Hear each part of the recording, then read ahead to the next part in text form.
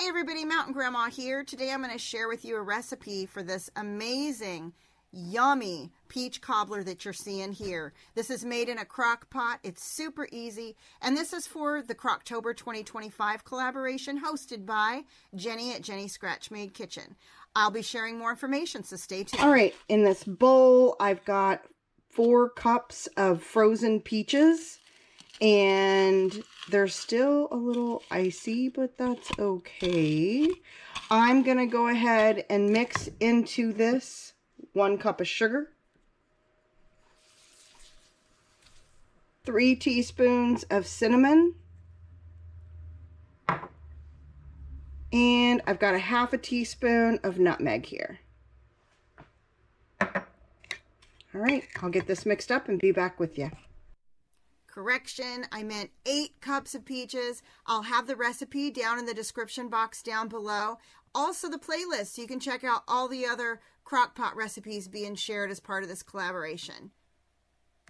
Now let me get this mixed up and I'll be back with you. All right, now I've got my crock pot buttered here, and to this I'm going to add in all of those peaches.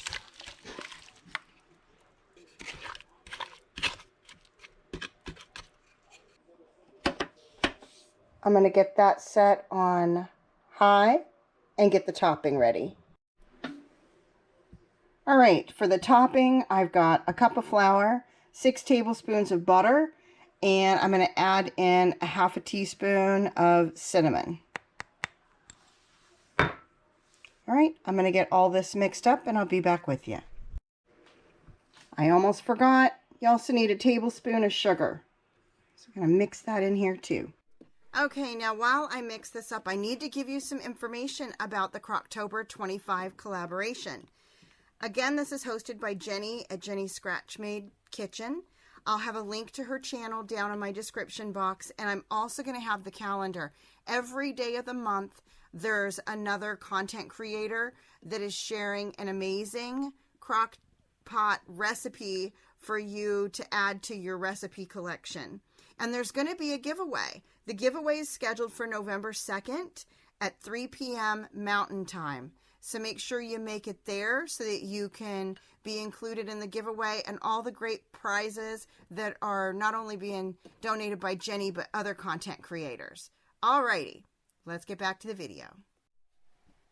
All right, now I just took the lid off of the peach cobbler, and I want to point out these were frozen peaches that I did not let thaw completely.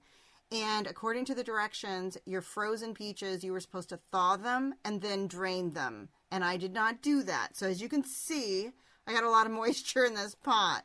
So I tried to kind of siphon some of it off of there, and I heated it up so that it would get really hot before I added the topping. And my thought was that way it won't, have too much liquid. But I went ahead and poured the topping over the top and evenly distributed that here in hopes that this would turn out well. And it did, but let's go ahead and get back to the video.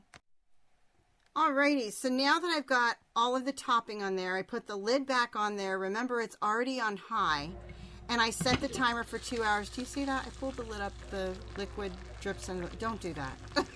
I shouldn't have done that. But anyways, put it for 2 hours, and you can see here, it does look like there's some moisture on top, but it's good. It was actually like, like peach sauce. Maybe could have been a little thicker. I should have thawed the peaches and drained them, but I'm checking here to make sure it's not doughy, which it is not. And it's all finished. So you see me doing that, just kind of checking to be sure. It was an amazing recipe. My husband's very picky about peach cobbler, and he really loved this. And here it is, all plated up for you guys. Yum. This is so good. You gotta try it. And it's super easy. Just make sure you drain your peaches. Thank you for watching. I hope to see you on the next one. And until I do, everyone, keep your joy, folks.